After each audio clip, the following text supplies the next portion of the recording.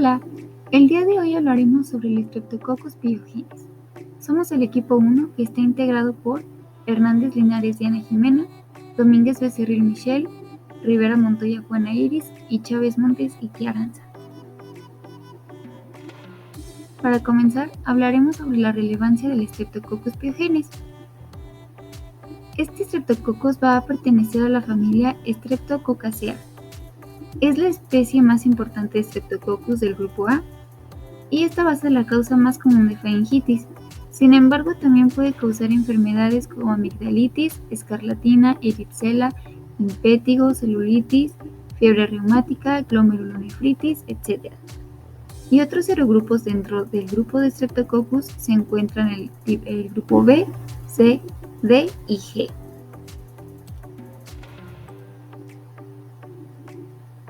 Ahora bien, hablando de sus características, tenemos que su nombre científico es Streptococcus pyogenes o Streptococo beta hemolítico del grupo A. Su morfología es una bacteria gram positiva, va a ser normalmente anaerobia, facultativa, va a ser calatasa negativa, inmóvil y va a tener una forma esférica. Tiene como tamaño un diámetro inferior a 2 micras y este se suele agrupar formando cadenas de 2 o más bacterias. Como lo podemos ver en la imagen, vemos que se forman unas cadenas.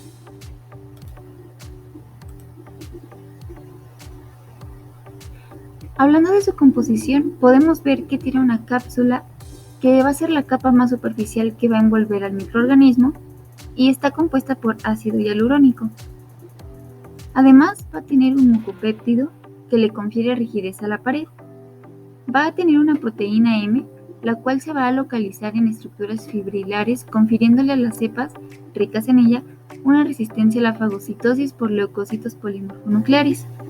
Este va a ser uno de los principales factores de virulencia del Streptococcus pyogenes tipo A.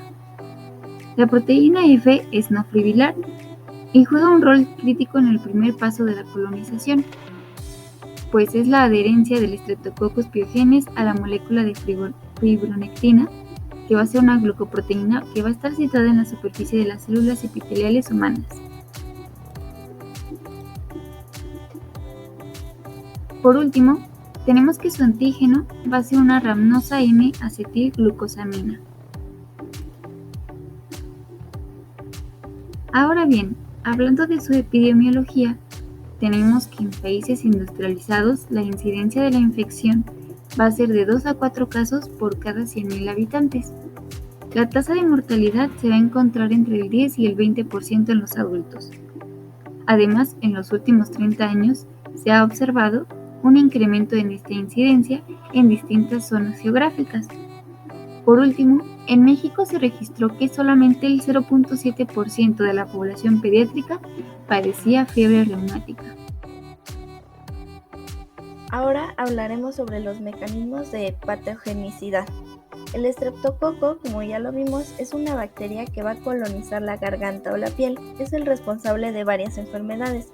Entre ellas tenemos la faringitis, infecciones de la piel, escarlatina y también enfermedades que van a poner en riesgo la vida. La virulencia va a estar determinada por la capacidad de las bacterias de adherirse a la superficie de las células del hospedador y con ello invadir las células epiteliales y producir una variedad de toxinas y de enzimas. Uno de los primeros pasos en la realización hospedero-parásito va a ser la colonización del tejido blanco y con ello va a asegurar su permanencia y su multiplicación. Y pues tenemos factores de virulencia.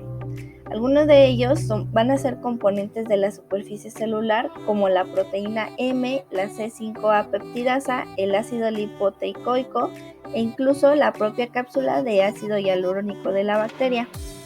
Otros, en cambio, van a ser enzimas sintetizadas en la bacteria y secretadas al exterior, como por ejemplo la streptokinasa, la hyaluronidasa o toxinas como la streptolicina O y S o la exotoxina pirógena streptocócica. Cada uno de estos factores de virulencia va a estar implicado en mayor o menor medida en el desarrollo de la infección que produce el Streptococcus pyogenes. La mayor parte de las infecciones causadas por este patógeno van a tener un origen en la adhesión de la bacteria a las células epiteliales del huésped, ya sea boca, nariz o la piel. La colonización del Streptococcus, el huésped va a poner en marcha los mecanismos de defensa del sistema inmunitario del individuo afectado, promoviendo el reclutamiento de las células inmunitarias. Pero pues el Streptococcus ya es un patógeno que está adaptado al ser humano y contiene factores de virulencia que le permiten evadir estos mecanismos de defensa, adquiriendo así pues una capacidad de virulencia resistiendo a la fagocitosis, a los elementos del sistema de complemento, y también van a habilitar a la bacteria de mecanismos de muerte a neutrófilos. El número de factores de virulencia presentes en la bacteria va a variar entre distintas cepas y pues esto va a ser según el ambiente en el que se encuentra.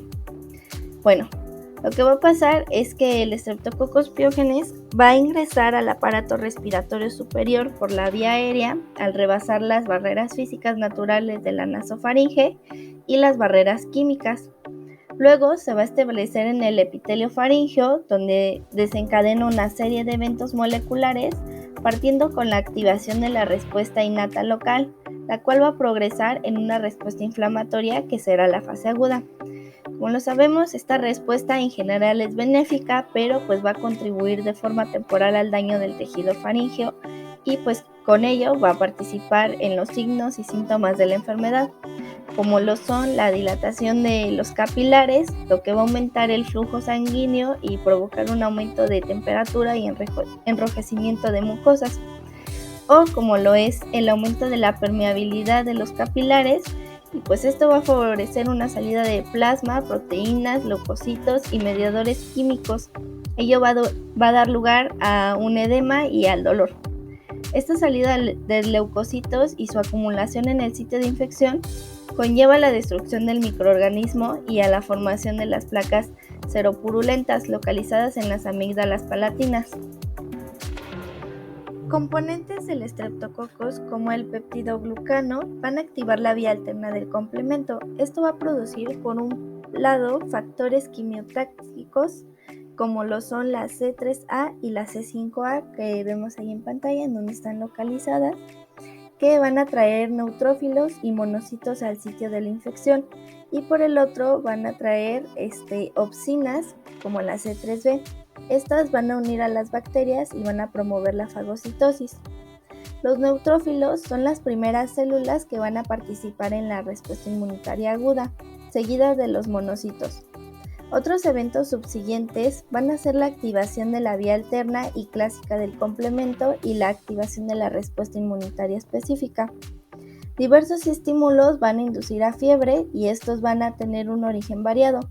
En el caso de las bacterias se puede mencionar el ácido lipoteicoico y el lipolisacárido, que son pirógenos exógenos y van a actuar mediante un pirógeno endógeno. Un pirógeno endógeno es la interleucina 1, que como sabemos es producida por el sistema fagocítico mononuclear tras el estímulo del pirógeno exógeno. Cuando la interleucina 1 se va a poner en contacto con las neuronas del área preóptica del hipotálamo, va a interactuar con un centro termorregulador produciendo una elevación de la temperatura corporal. Como respuesta a este estímulo, el hospedero va a generar mecanismos de control de la temperatura, como lo es el aumento de producción de calor muscular, que se va a manifestar por escalofríos y vasoconstricción cutánea. Una vez establecida esta colonización, lo que acabamos de ver fue la inoculación y la adhesión. Entonces ahora vamos en el paso de colonización, como lo vemos en las imágenes. Una vez que se establece y se va a asegurar su permanencia con la evasión de la respuesta inmunitaria, el estreptococo va a producir enzimas como la hialuronidasa, las estreptolicinas y van a ser tóxicas para diferentes células, incluyendo los fagocitos. Estas enzimas van a contribuir a la diseminación del microorganismo a través de los tejidos. La diseminación de la infección se ve favorecida por la producción de hialuronidasa, que va a hidrolizar al ácido hialurónico presente en el tejido conectivo. El grupo de estreptolicinas OIS van a producir daño en las membranas celulares de eritrocitos, leucocitos y plaquetas. además de estimular la liberación de enzimas lisosomales. Las estreptocinasas A y B van a alisar los coágulos sanguíneos y van a ser las responsables de causar una rápida diseminación del sistema. Las DNAasas van a despolimerizar el DNA libre presente en las secreciones purulentas, lo cual va a reducir una viscosidad del material y contenido en los abscesos, y con ello pues va a facilitar una diseminación del microorganismo. Y pues creo que esto sería en general estos mecanismos de virulencia, y aquí en estas tablas se va a resumir según el factor su efecto biológico. Aquí está de manera resumida de cada factor, cada efecto biológico. Y esto sería todo sobre... Las manifestaciones clínicas son variadas y abarcan desde la faringitis, que es el cuadro clínico más frecuente causado por esta bacteria. Tiene un periodo de incubación de 2 a 4 días con inicio brusco de dolor de garganta, fiebre, malestar general y cefalea. La faringe posterior tiene un aspecto eritematoso con presencia de exudado y puede existir linfadenopatía cervical. Por otro lado, puede presentarse escarlatina, que es una complicación de la faringitis estreptocócica, que tiene lugar cuando la cepa infecciosa es lisogenizada por un bacteriófago, que estimula la producción de una exotoxina pirógena. Se caracteriza por un exantema eritematoso difuso, inicialmente en la parte superior del tórax, para luego extenderse a las extremidades en un plazo de 1 o 2 días desde el inicio de los síntomas de la faringitis, y respeta la zona peribucal, palmas y plantas. La lengua se recubre de un exudado blanco amarillento que posteriormente se descama y revela una superficie roja y desnuda, lo que se conoce como lengua aframbuesada. El exantema palidece con la presión y se observa mejor en el abdomen y pliegues cutáneos, lo que se conoce como las líneas de Pastia. El impétigo es otra de las manifestaciones clínicas y es una infección localizada y purulenta que afecta a las zonas expuestas como cara, brazos y piernas. Se caracteriza por la formación de vesículas que luego se transforman a pústulas, o sea, vesículas llenas de pus, para después romperse y producir costras. Los ganglios linfáticos regionales pueden estar hipertrofiados. El pioderma se observa en niños con malas condiciones de higiene durante los meses cálidos y húmedos del verano. De igual manera, la erisipela es una infección aguda de la piel que cursa con dolor local e inflamación, linfadenomegalia y signos sistémicos como escalofríos, fiebre, leucocitosis. Además, la piel se encuentra sobreelevada y es más frecuente en las piernas. Afecta principalmente a niños pequeños y ancianos. También pueden presentarse formas más graves y fulminantes como la fascitis necrosante, que se desarrolla en la zona profunda del tejido subcutáneo como consecuencia de una solución de continuidad de la piel. Se extiende a través de los planos de las fascias y se caracteriza por una extensa destrucción de los músculos y tejido adiposo. Aparecen síntomas sistémicos que pueden derivar en una insuficiencia multiorgánica e incluso la muerte. El síndrome de shock tóxico estreptocócico es otra manifestación grave que inicialmente se presenta una inflamación de tejidos blandos en el lugar de la infección, dolor y síntomas como fiebre, escalofríos, malestar general, náuseas, vómito y diarrea. El dolor se intensifica según la enfermedad progresa, hasta provocar el shock o insuficiencia multiorgánica en riñón, pulmones, hígado y corazón. Suele acompañarse de bacteriemia y fascitis necrosante y se presenta con mayor frecuencia en pacientes con VIH, cáncer, diabetes, enfermedad pulmonar o cardíaca e infección por el virus de la varicela zoster. Entre las manifestaciones clínicas no supurativas podemos encontrar la fiebre reumática, que se caracteriza por las alteraciones inflamatorias que afectan corazón, articulaciones, vasos sanguíneos y tejidos subcutáneos. La afectación cardíaca se manifiesta con una pancarditis, endocarditis, pericarditis y miocarditis y se asocia a la presencia de nódulos subcutáneos. Puede producirse lesión crónica y progresiva de las válvulas cardíacas. Las manifestaciones articulares pueden abarcar desde artralgias hasta artritis, con afección numerosas articulaciones. Por último, encontramos a la glomerulonefritis, que es una inflamación aguda de los glomérulos renales con edema, hipertensión, hematuria y proteinuria, y se observa pérdida progresiva e irreversible de la función renal.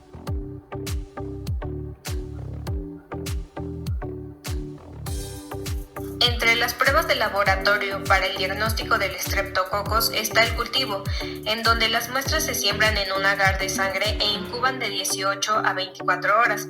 Las colonias son puntiformes, beta-hemolíticas, catalasa negativa, y su diagnóstico presuntivo se realiza mediante la susceptibilidad a la bacitracina y pirrolidonil arilamidasa. Otra prueba útil es la de serología, para la detección de anticuerpos. La antiestreptolicina O y antiDNasa B son los anticuerpos más frecuentemente producidos por el sistema inmune ante una infección por estreptococo del grupo A. Los anticuerpos antiestreptolicina O se detectan en suero por su reacción con la estreptolicina O absorbida sobre un soporte inerte de látex, produciendo una aglutinación visible macroscópicamente. La prueba debe solicitarse 2 veces en un periodo de unas 2 semanas y se obtienen unos títulos de anticuerpos en la fase aguda y después en la convalecencia, para determinar así los niveles de anticuerpos, si están aumentando, disminuyendo o permanecen estables. Por último, tenemos la prueba de antígenos para la detección de antígeno A, que es el carbohidrato específico del grupo de la pared celular bacteriana, y resulta útil para el diagnóstico de la faringitis estreptocócica. Para ello se utiliza un hisopo especial y se toma una muestra de la parte posterior de la garganta y las amígdalas. Esta prueba no se realiza en infecciones cutáneas o no supurativas. Ahora hablaremos sobre el tratamiento. Primero tenemos a las enfermedades supurativas y en primer lugar tenemos a la faringitis. Para remitir esta afección existen 2 tipos de tratamiento: etiológico en caso de faringitis bacteriana y sintomático para infecciones virales, bacterianas y afecciones con otras causas. En el tratamiento etiológico está el uso de la penicilina y amoxicilina. En caso de alergia o de resistencia a ambas, el tratamiento alternativo más habitual es la eritromicina, y en caso de resistencia a la eritromicina son recomendadas las cefalosporinas orales de primera generación, así como los lincosánidos como la clindamicina y la lincomicina. Y en cuanto al tratamiento sintomático, se recomienda ingerir solo alimentos blandos, aumentar el consumo de líquidos, exceptuando los cítricos, evitar el tabaco, el alcohol y las comidas picantes o muy calientes. También evitar los cambios bruscos de temperatura. Y en cuanto a la administración de analgésicos, esta consiste en antipiréticos y antiinflamatorios como el ácido acetilsalicílico, también de administración local con antisépticos, anestésicos, demulcentes, antibióticos y sedantes. Se puede hacer uso de enjuagues aplicados como colutorios y gargarismos. En cuanto a la escarlatina, su tratamiento consiste en abundantes líquidos, reposo durante el periodo febril, analgésicos y antitérmicos, y en antibióticos, el antibiótico de uso primordial y de elección e inicio es la penicilina, salvo en personas alérgicas en las cuales se usará eritromicina. En el pioderma impétigo se recomienda una buena higiene general, así como tener las uñas cortas. En el tratamiento antimicrobiano tópico destacan por su actividad y tolerancia el ácido fucídico y la amopirocina, ya que limitan la transmisión y son el tratamiento de elección en las formas localizadas. También se recomiendan preparados que no contengan propilenglicol, ya que irrita las mucosas. Y por último están los antibióticos sistémicos, por ofrecer una curación rápida y evitar la enfermedad supurada más profunda. La eliminación de las costras y el uso de antisépticos tópicos no ha demostrado evidencia clínica. En cuanto a la erisipela, el tratamiento primordial es usar antiinflamatorios, colocar paños de agua tibia sobre la herida y el reposo para reducir el dolor. Los medicamentos predominantemente utilizados son las penicilinas, por su efecto inmediato. En caso de alergia existen variantes como la acitromicina, ciprofloxacina y eritromicina, además de los habituales para bajar la fiebre. Ahora, la fascitis necrosante, también conocida como gangrena estreptocócica, consiste en el desbridamiento amplio del tejido necrótico con aseo local. También se pueden llegar a usar antibióticos, aunque en ningún caso sustituye la necesidad de practicar un desbridamiento quirúrgico. Se recomienda utilizar la combinación de penicilina y clindamicina. Otras medidas de soporte hemodinámico son las cantidades masivas de volumen intravenoso, la hemodiálisis en disfunción renal y la ventilación mecánica en caso de distrés respiratorio. Otras medidas terapéuticas también son las inmunoglobulinas intravenosas, el oxígeno hiperbárico y los anticuerpos antifactor necrosis tumoral. Por último, en este tipo de enfermedades está el síndrome del shock tóxico estreptocócico, también conocido como el SST. Este es repentino y requiere atención médica inmediata en una unidad de cuidados intensivos. El tratamiento implica antibióticos, beta-lactámicos y clindamicina, junto con terapia de soporte e inmunoglobulinas intravenosas para neutralizar los superantígenos. En algunos casos también puede resultar benéfica la administración de corticosteroides y proteína C activada recombinante. Los pacientes con disfunción renal pueden requerir de diálisis y los pacientes con síndrome de dificultad respiratoria aguda precisan la administración de oxígeno junto con ventilación mecánica. Ahora hablaremos sobre las no supurativas. Primero tenemos a la fiebre reumática. Entre los tratamientos incluyen los antibióticos. Aquí se receta penicilina u otro antibiótico para eliminar la bacteria estreptocócica restante. En el tratamiento antiinflamatorio está el uso de analgésicos como la aspirina o el naproxeno para reducir la inflamación, la fiebre y el dolor. Si los síntomas son graves o no se responde a estos, se puede recetar un corticosteroide. Medicamentos anticonvulsivos. Aquí se pueden recetar ácido valproico o carbamazepina. Y por último, en la glomerulonefritis, no existe tratamiento específico para este trastorno. El tratamiento se centra en aliviar los síntomas, el manejo de la inflamación y la presión arterial. Los antibióticos como la penicilina se utilizarán para destruir cualquier bacteria estreptocócica que permanezca en el cuerpo. Se pueden necesitar medicamentos para la presión arterial y fármacos diuréticos para controlar la hinchazón y la presión arterial alta. Los corticosteroides y otros medicamentos antiinflamatorios generalmente no son efectivos y también se debe de reducir la sal en la dieta para controlar la hinchazón y la presión arterial alta. Muchas gracias por su atención. Eso sería todo.